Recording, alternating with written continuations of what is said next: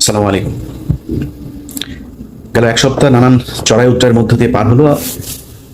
এখন পরিস্থিতি কিছুটা ঠান্ডা, যে কারণে আমিও ঠান্ডা মাথায় কিছু কথা বলি।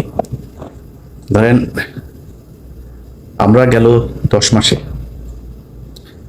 এই সরকারের বিরুদ্ধে অনেক ধরনের সমালোচনা করেছি, বিশেষ করে আসিফ নজরুল এবং ফারুকী। আমার মনে হয় বাংলাদেশে 99% মানুষের কেউই চায় না এই দুইজন মানুষ উপদেষ্টার পদে থাকুক। অনেক কারণ ছিল, কিন্তু কোনো ব্যবস্থা নেওয়া হয়নি। বাট আমরা সামগ্রিকভাবে সরকারকে সহায়তা করতে চেয়েছি। অনেকের কাছে মনে হয়েছে যে আমরা বোধহয় সরকারকে বেকায়দায় ফেলার জন্য এগুলো বলেছি। সেটা প্রমাণ হয়েছে সবশেষ যখন ডক্টর ইউনূসের পাশে কেউ ছিল না, তখন অন্তত আমি সহ বেশ কয়েকজন ছিল। আমরা দেশের বিশৃঙ্খলা চাই না। অনেক মানুষ, গতকালকে ভিপি নূর একটা বক্তব্য দিয়েছেন, সেখানে তিনি বলেছেন যে আমরা বাইরে বসে থেকে কিছু ইউটিউবার ফেসবুকাররা নাকি দেশে নৈরাজ্য তৈরি করতে চাই। দেখেন, আমরা কি চেয়েছি? গেল 10 মাসে আমাদের যে দাবিগুলো ছিল, কি আমার উপদেষ্টা বানান এটা চেয়েছিলাম? আমার একটা কাজ দেন, অমুক ইয়ের জন্য টেন্ডারি করেন, এগুলো না তো। আমরা চেয়েছি এই দেশে ভারতীয় যে আধিপত্য সেটা বন্ধ হোক। সন্তোষ, প্রথম আলোতে টিপু সুলতান, মতি, মাহফুজ, এরা সরব এই যে চক্র, যারা কিনা বাংলাদেশকে মিথ্যা জঙ্গি তকমা দেওয়ার জন্য 21শে আগস্ট থেকে শুরু করে রমনা বটমূল সহ বিভিন্ন জায়গাতে এই যে নাটক সাজিয়ে বাংলাদেশের মুসলমানদেরকে সারা পৃথিবীর কাছে সন্ত্রাসী হিসাবে উপস্থাপন করেছে, এগুলোর বিচার চেয়েছি।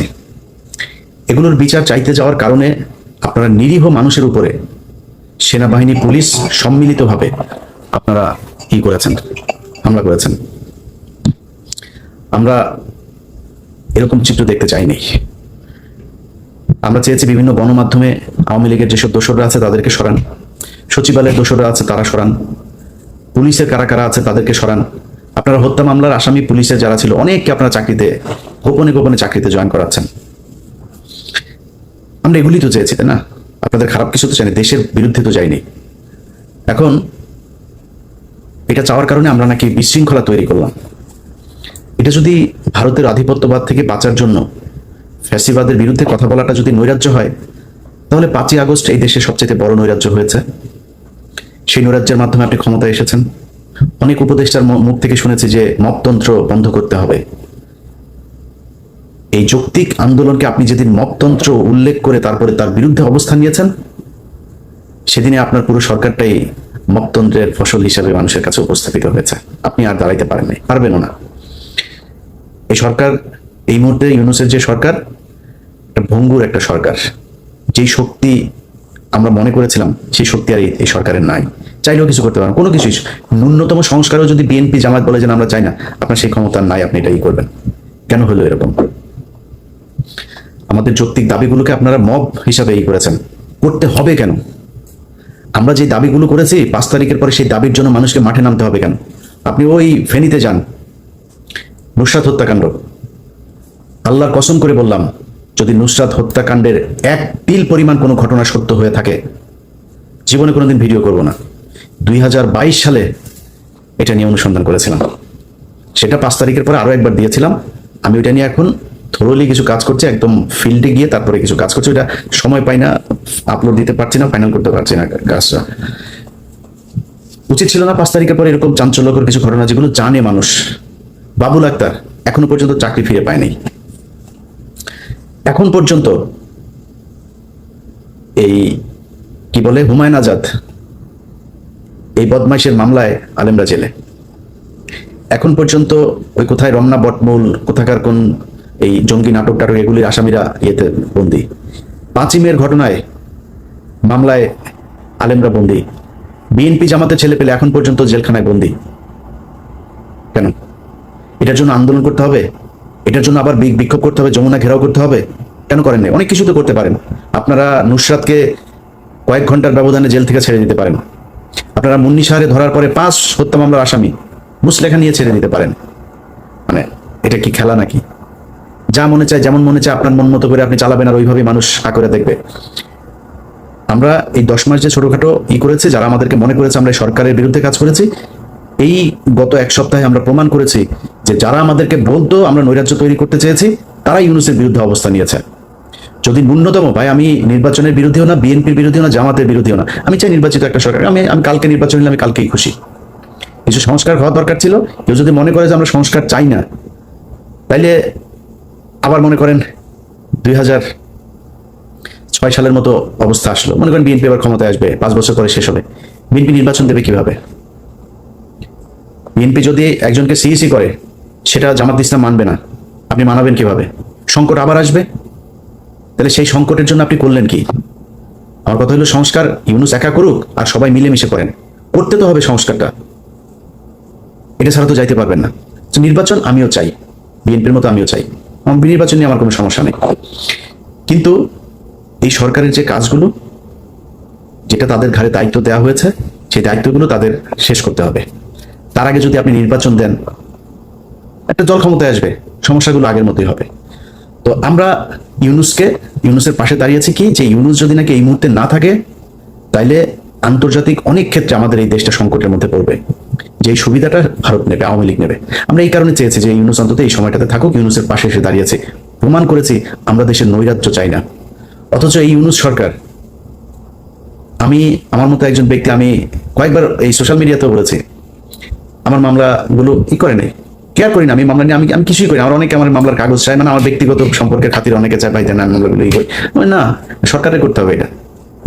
আমি যদি কালকে দেশে যাই, এই আসিফ নজরুলের বাপের ক্ষমতা আছে, আমার পুলিশ দিয়ে জিজ্ঞেস করবে ভাই আপনার মামলা কি কি আছে, ওর বাপের ক্ষমতা আছে, ও আমার ধরে নিয়ে যাবে, এত সোজা না। কিন্তু উচিত ছিল এই সরকারে আমার জিজ্ঞেস করা যে ভাই তোমার মামলাগুলো কি, আমাদের কোনো অবদান নাই। এই যে সরকার এসছে, আওয়ামী লীগের বিরুদ্ধে আমরা কিছু করি নাই, কিছুই করি নাই, জিজ্ঞেসও করেন নাই। কেন করেন নাই? কারণ এই সরকার আসার পর থেকে কিছু কিছু মানুষজন তার প্রত্যেক সম্পত্তি মনে করেছে এই সরকারটাকে।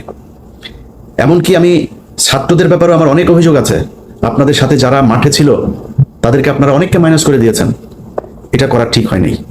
আমি মনে করি তাদের অভিশাপে আজকের এই অবস্থা, এগুলো ঠিক করা উচিত ছিল। তো অনেক অভিযোগ আছে। ইউনূস সরকারের কাছে আমাদের দাবি থাকবে,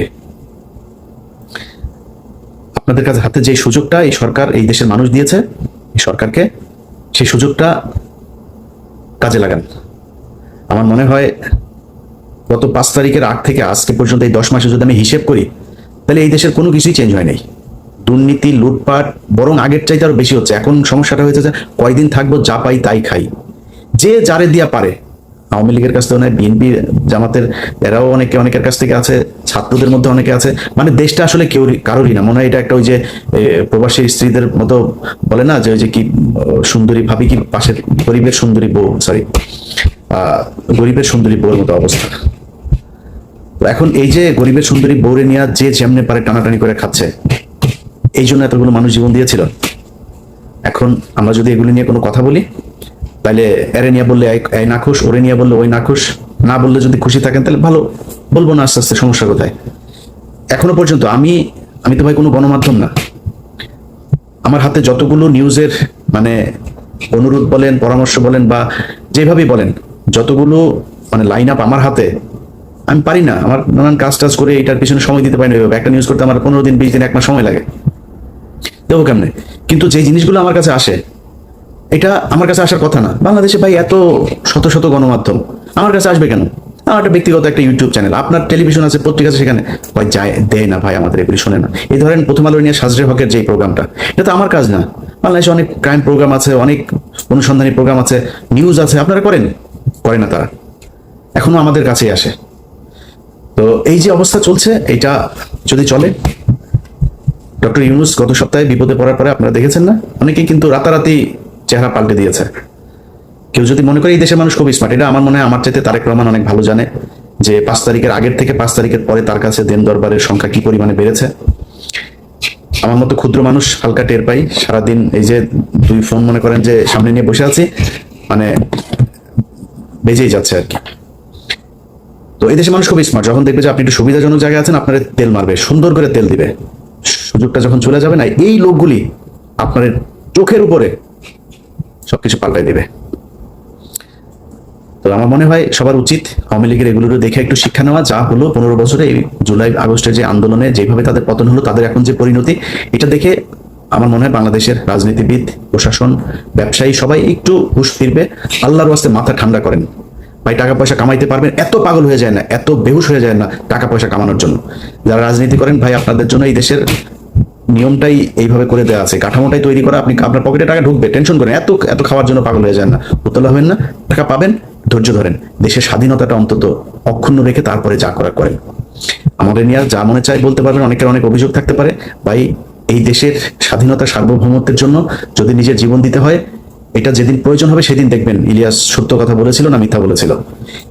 কোনো স্বার্থটার্থ নিয়ে যদি নাকি কোনো কিছু করার চেষ্টা থাকতো, অনেক স্বার্থ নেয়ার অফার পেয়েছে এই গত 10 মাসে, সেখানে যায়নি। আল্লাহ যেন ওই রাস্তায় নাও নেয় কোনোদিন। তো আসলে আমি অত ক্ষমতাশালীও না, এটা হচ্ছে সমস্যা। কিন্তু আপনারা যারা ক্ষমতায় আছেন, যাদের কথায় অনেক কিছু হয়, যাদের সেই সুযোগ আছে, আপনারা যদি নাকি এই দেশটাকে ভারতের হাত থেকে বাঁচাইতে না চান, সেই পদক্ষেপ যদি না নেন, তাহলে এই দেশটা আসলে আলটিমেটলি থাকবে না। আমাদের রাজনীতিবিদ, আমরা দেখছি কয়েকজন রাজনীতিবিদের যে অবস্থা, বিশেষ করে সালাউদ্দিন যেভাবে উঠে পড়ে লেগেছে, এটা খুবই সন্দেহজনক। আরেকজন আছে গয়েশ্বর চন্দ্র রায়, 500 টাকার মাল এটা। এই মাল আজ থেকে 3 বছর আগে আমার পরিচিত এক বিএনপি নেতা, সে বলছিল যে ভাই বিকাশে টাকা চায়, রিক্সা ভাড়া নাকি তার নাই। এই ধরনের মাল, এগুলোর তো রয়ের তো ধরেন টাকা কোটির নিচে দেয় না, যা বলবে ও যদি বলে রয়ের বলে 5 এটা দেও, 5 এটা দিবে। এই ধরনের লোকজন হইতে আল্লাহ যেন এই দেশকে রক্ষা করে, বিশেষ করে বিএনপি জামাত এই মুহূর্তে দেশের সবচেয়ে বড় দল, তাদেরকে যেন রক্ষা করে। আর ছাত্রদের প্রতি সবশেষ যে অনুরোধটা থাকবে, ভাই আপনারা বিএনপি জামাত এখন যতই মানে চ্যাটাং করুক না, 2 দিন আগে রাস্তায় বের হইতে পারে নাই, আপনাদের কারণে তারা বের হতে পেরেছে, আপনাদের প্রতি সম্মান আছে। আমারে বিএনপি কষ্ট পাক, জামাত কষ্ট পাক, আমি আমার মৃত্যু পর্যন্ত আপনাদের প্রতি রেসপেক্টটুকু দেখায় যাব। যদি না আপনারা প্রথম আলো, ডেইলি স্টার আর এই ভারত আওয়ামী লীগের কাছাকাছি না যান, সারা জীবন দেখা যাবে আপনাদের প্রতি রেসপেক্টটা। আপনার কাছে অনুরোধ, আপনারা প্রয়োজনে দল বাদ দিয়ে দেন, রাজনীতি বাদ দিয়ে দেন, তারপরে মানুষ যেই কথাগুলি বলতে যায়, যেই কথাগুলো বলার কারণে আপনাদের পেছনে সারা দেশের মানুষ নেমে এসেছিল, সেই কথাগুলো আপনারা আবার বলেন, সেই কাজগুলো আবার করেন, দেখবেন আপনাদের পেছনে মানুষ আবারও থাকবে। যা চান ভাই, রাজনীতি বড় জিনিস না, আপনার রাজনীতি করে ক্ষমতায় আসতে হবে এটা বলেন। যদি মনে করেন আসলে মানুষের সেবা করতে চান, ভালোবাসা পাইতে চান, তাহলে আমার মনে হয় ওই জায়গায় আবার ফের নজর দেন। সেটা যদি করেন, এই দেশের মানুষের ভালোবাসা আবারও পাবেন।